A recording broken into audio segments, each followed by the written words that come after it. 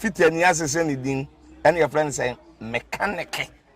na prophet kumichacha ma sesa me YouTube no ba bia me hwe bia ma change afro and ma ba too much GH hwe na prophet kumichacha me so me hwe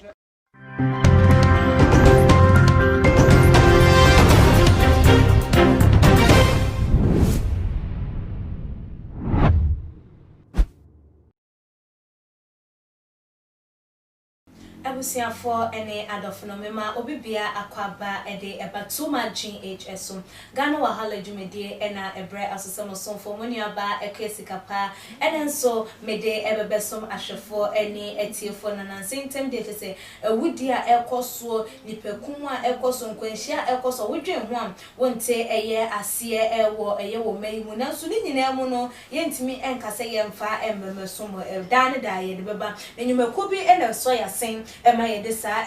trending issues yi ebebe somo na ebi Mama Juliet Ventures eba no enchansen papa a wodi be sisi wo kitchen enoma wodi be sisi wo demo ene de ekeka eho ede ne hwehwe Mama Juliet echa kwan ewo Abeka La Pass open so a ofane number ewo screen no eso delivery bia wo beye ede ama emfa ho ene baby a wo na ebi mu so neat roofing so ebo ye chido meba ne enchansen am yede ebo ye dan eso so wo be hu ne twa kwan na wafa ne number e wo screen no eso na woni no adwetwe enkomo bebo da so ma wache se nso beto ewia bebo na nso so na huso no ede ensesa emfri ne tebia munu no mu enkoda da mu da biara eda low master so abepie mu hanom se the government workers won ba ede amamo se wo pesika ade aka wo sika ho na ede ode aye project bi enwoma bi na wo hwe like nyoma wo ni se we die wo amfa wo ho anhyemu a wo behwere ade kase low master so wo hanum fa ne number no na entwetwe enkomo na so affordability aso dia eni na wodem wonsusu benya wo chefa wo pe no wo eho na ye bora ensem no emu no ene de chese aposifo ensa aso akonfo remfo mienu emu ama womo emienu asisi am no womo me no wokasa die womo ato nananom wo ensiedo na awrehusemi esiye wo sehwe so western north empotem ho no me bra na chese womunya tip of say ka bi efrisi a eba na no ama konfirmfo bi ehia womo ama womo R0bbé womo ewo kwan no eso no ntiposi ni awode nsem no etudwa echema wo setting ne petrol theme se womo enko na womo konkodi djuma no emfa ema womo na womo susu te womo gu mo nti so nkokodru wono ne de na chese womo R0bbé passengers na wo ka no mu nyina awiem na enna mo se womo te nti yesa aposifo so eba hono no omo yo adwense wo mo de wo ho ebeka ingura ape wo mo ba bia fa na nsanse wo mo nim kromu wo no nti no wo mo ekokoka ewo bia ye bia na chese aposifo no ene wo mo enkwa na chese akwakoye tuo to emamento ene R0bbérs yi eto na ene aposifo so ede wo mo de agum na ne se di mayam na we yi kona we etu na we etu na no ena chese ba ko de etu no eka no ne krenenene oto nananom ewo ensed no mo ye nipa miensa na mienumom ena ene dey womo ato nananom ewo ensedo asemwe esi ye ene ahomache around 4 am chese akonfuremfo o madwen na wo si wo mutiri mu posem wo mu ebedi boni a entise na ebusuafo dane da ye sori ana ye kan se nyoma ekoso na asofo ebo eche na ye dibi ebo politicians ni dibi kan enkwada ye ntiti wo mu na nsuso ebusua se adwuma ewo mayimu na enwoma ekoyi a se de enkane no de na kro no ekoso na nso se de na adwuma wo ho na wo bia wie suku a wotiminya adwuma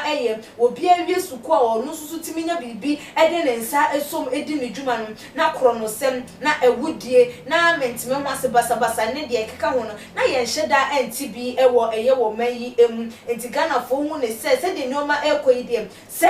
ne akronforafo nsensem yi se ene wo tekemu wo hia akronfo ade abeche wo nam kwan so na ye hia wo ne ye twitwa wo ne age wo phones ne age wo sika ne aye wo sei na ye de binum ko ye ritual se etuo ebetimi atwade am enye na ehu behia se mpanifo betu omu na yesi won na wo mama adwuma